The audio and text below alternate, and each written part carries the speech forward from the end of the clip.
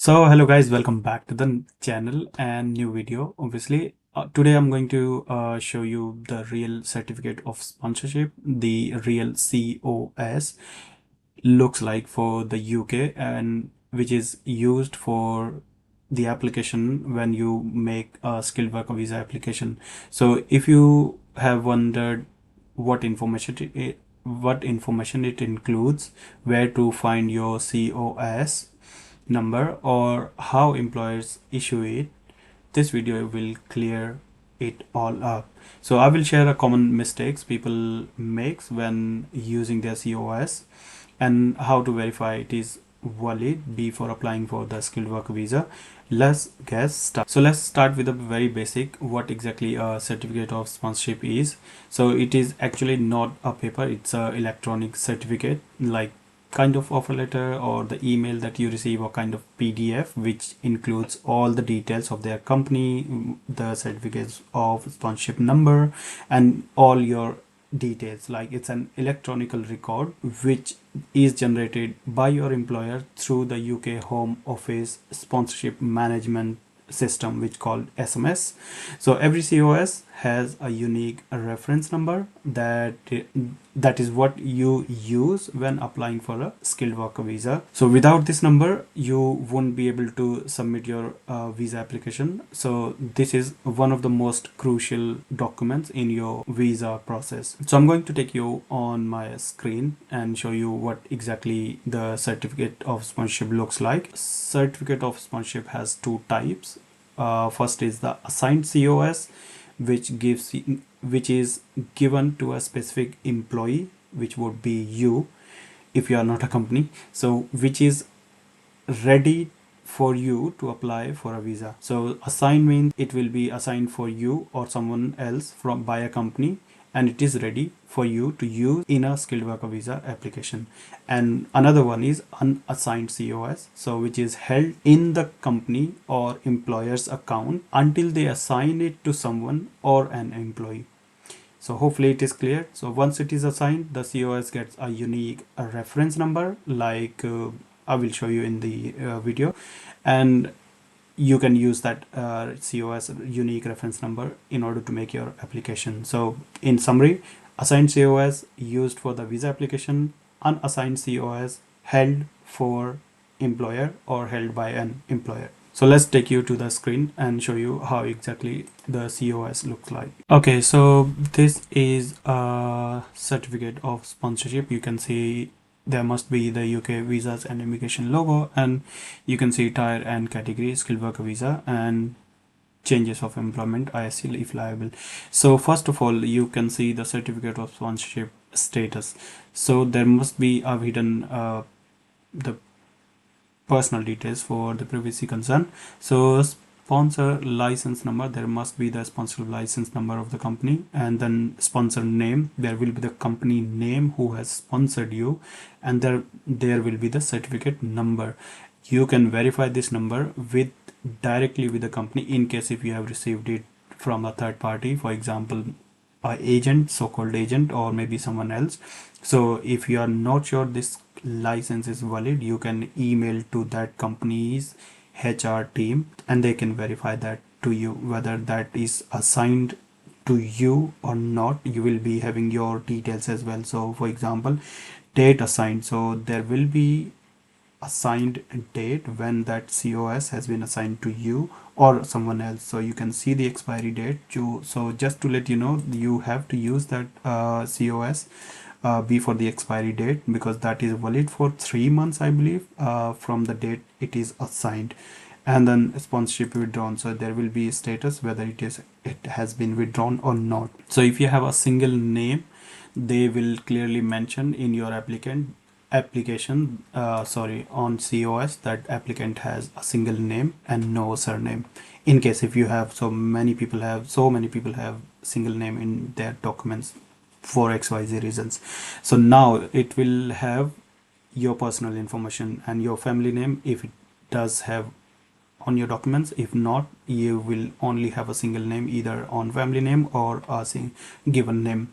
And your nationality, you need to match all these details from your passport details. So place of birth, country of birth, date of birth, gender, country of residence, each and every information you should know from your passport details, and it must match into your assigned COS. Now passport or travel document. So your passport number should be mentioned here once company assigned you and COS details, and your issue date, expiry date, and place of passport.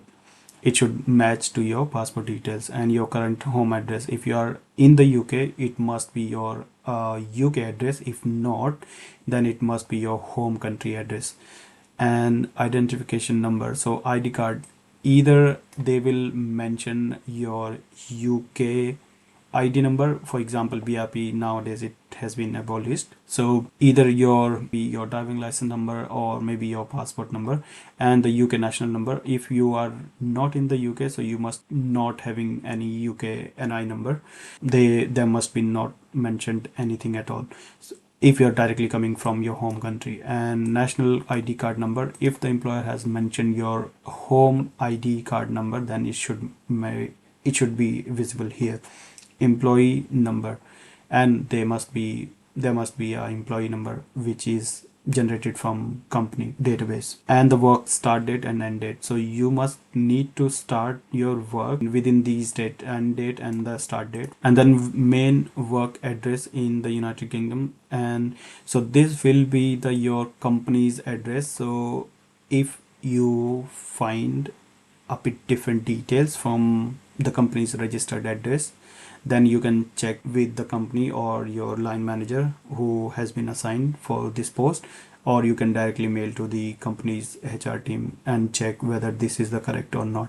So you must find these details from the internet or from the company's portal, company's website. You can always verify these details. Now comes the most important details. You must check the job title you have been offered, and it should match to your offer letter. Also, you need to check the job type code or the home office website or the government website to check the code is correct, the sponsorship license job code is correct or not, and then the kind of job you are doing, whether it has given you the job summary written correctly or not. So another thing, some of the people apply after skilled work visa after the graduate visa. So you must, if you are applying under the new entrant rule, then it must say Y, which is yes. If not, if you are applying it directly, not applying within the new entrant rule, which is like gives you a benefit or salary discount for 2 years if you apply under a new entrant rule.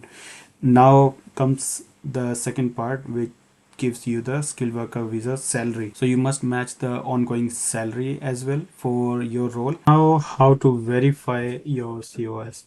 There is no direct way to verify the certificate of sponsorship to be honest, on the government website. But yes, you can.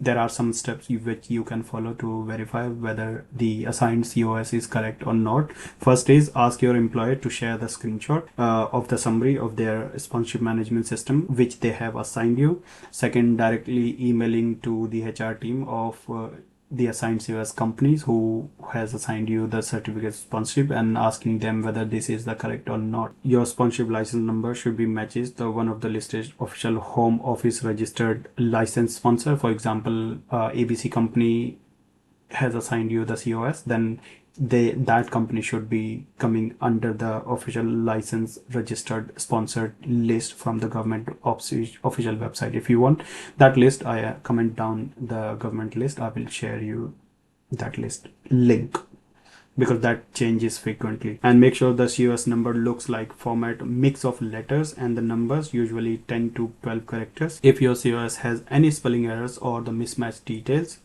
ask your employer to correct it before submission. Now let's move to the next part, which is the common mistakes to avoid. So name or date mismatch. If your passport details don't match exactly your visa, so don't match exactly to your COS, then your visa might get delayed. Wrong SOC code, which is SOC code. So job title doesn't match, and the occupation, if doesn't match, can lead to the rejection or maybe delayed of your visa application. Expired COS.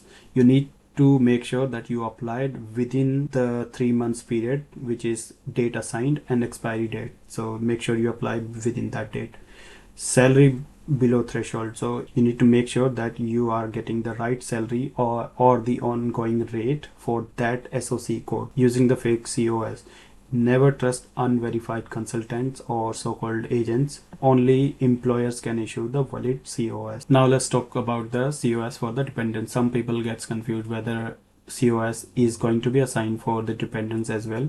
So the answer is no. Certificate of sponsorship CoS is only assigned for the main applicant. However, when you apply for the dependents visa, then you need the same CoS number, reference number, which the main applicant has used, and the main applicant will use the dependents details in their application as well, so which will give a reference for the dependents once they are applying for the visa. Now let's move to the conclusion part. So that's the complete walkthrough of the UK certificate of sponsorship. You have seen how does it look like, what the steps to follow, whether to verify the CoS genuine or not. That's it from my side. Hopefully this video have given you a more information about how to differentiate between the real and fake CoS. So if you found this video helpful, please give it a thumbs up, subscribe the channel, and I will create more useful content.